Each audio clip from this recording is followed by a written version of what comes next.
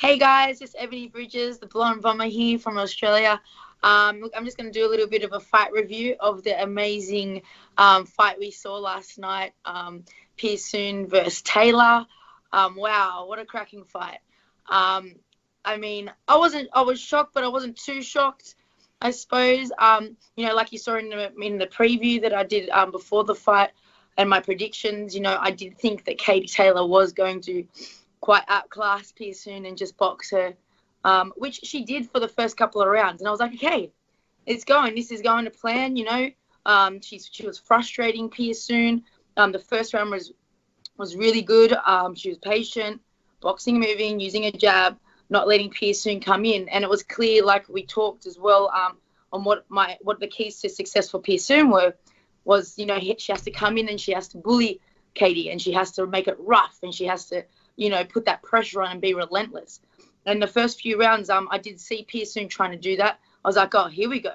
So, it was getting dirty. She was pushing and the elbows and trying to really rough Katie up. So it was all going kind of how I envisioned it and what I predicted. And then around the fourth round, Taylor started, getting drawn into Persoon's, fight again. She still did much better than last time. I mean, the first fight, she wasn't really moving at all. She wasn't moving ahead at all, nothing.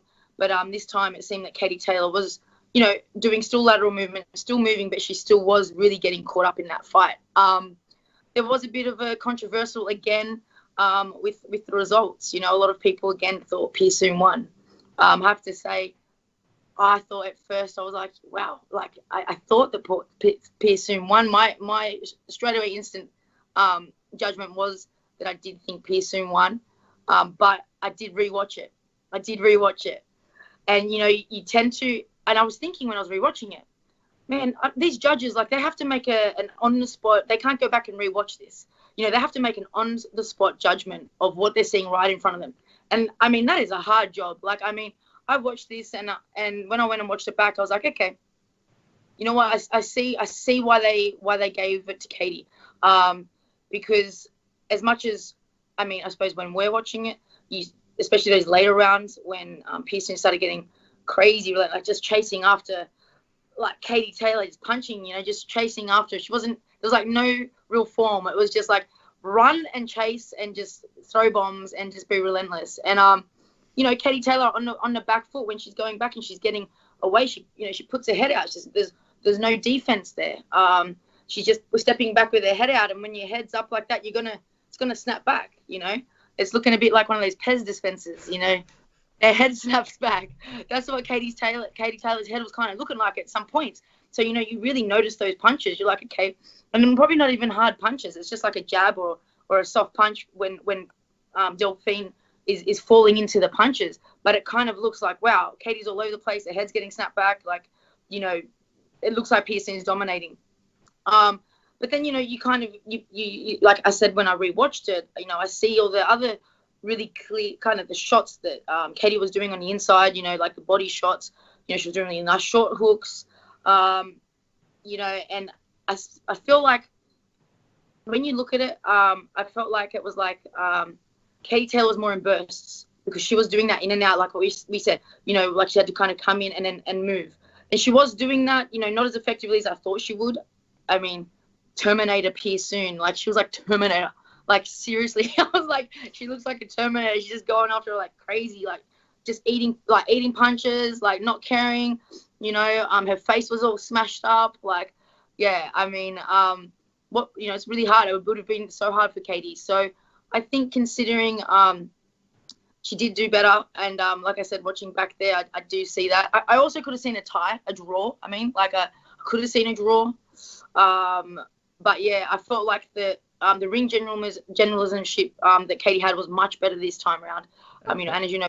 And interestingly, Persoon after the fight accepted the result, whereas last time she was a bit less sort of accepting. Yeah, exactly. And that kind of, at the end, I was a little bit shocked in that. Like I said, at first I was like, wow, I'll go.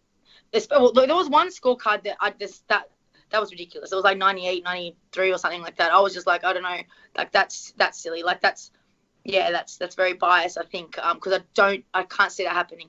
I couldn't see that. But yeah, I mean, yeah, she was very humble in defeat. You know, she felt like, I think she felt like she lost that fight. You mean, she ate a lot of punches. Like, her face was swollen. You know, she said she broke her nose in the second round. Like, I was tweeting on the second round, or I think it was maybe the second or third round.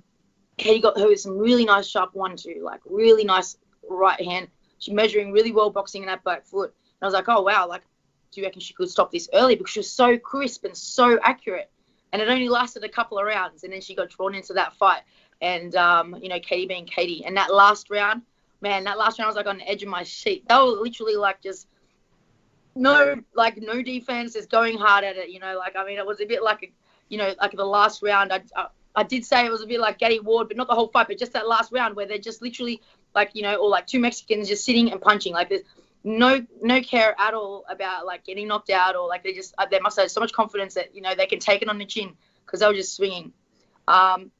Exciting fight, another exciting fight for women's boxing. Well, on the subject, Ebony, on the subject of knockouts, what did you make of the knockout by Sasha Povetkin of Dillian Whyte? Wow, well, that was shock. I think everyone, including me, was like, what just happened? What just happened? Do you know why? Because Dillian was looking amazing. You know, I mean, he was taking his time. He was establishing his jab. He established his jab over the first round, second round, third round. You know, he started getting a bit more body shots in. Fourth round, he dropped Povetkin twice. You know, and he started landing that nice right hand because he had his range.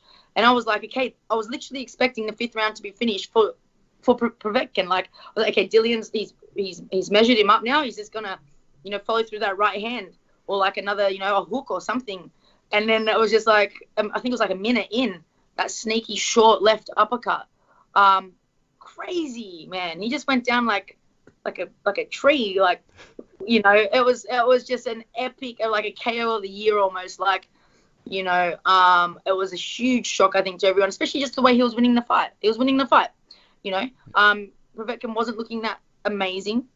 Of course, he was landing some, but it wasn't like, okay, wow, you know, this is close. I felt like it was all Whyte. But, you know, again, I do watch that fight twice. I like to watch them through just because I get really emotional the first time, you know, and then the second time you're chilled, you know, okay, let's watch this really good, you know. And you notice actually Povetkin was kind of setting that up a little bit. He was actually slipping to that left a lot of the fight, you know, throwing those little body shots and slipping and fading to the left, trying to cut in like that and like doing body shots, so little left hooks. And then this time it wasn't a left hook, it was a left uppercut. It was the first uppercut I think he threw. So it was kind of like, I don't know if it was on purpose and it was a plan, but I mean that's it could have, you know, drawn him into that. So and Whyte's really quite open through the middle. So big shock now. Where's Dillian Whyte stands now?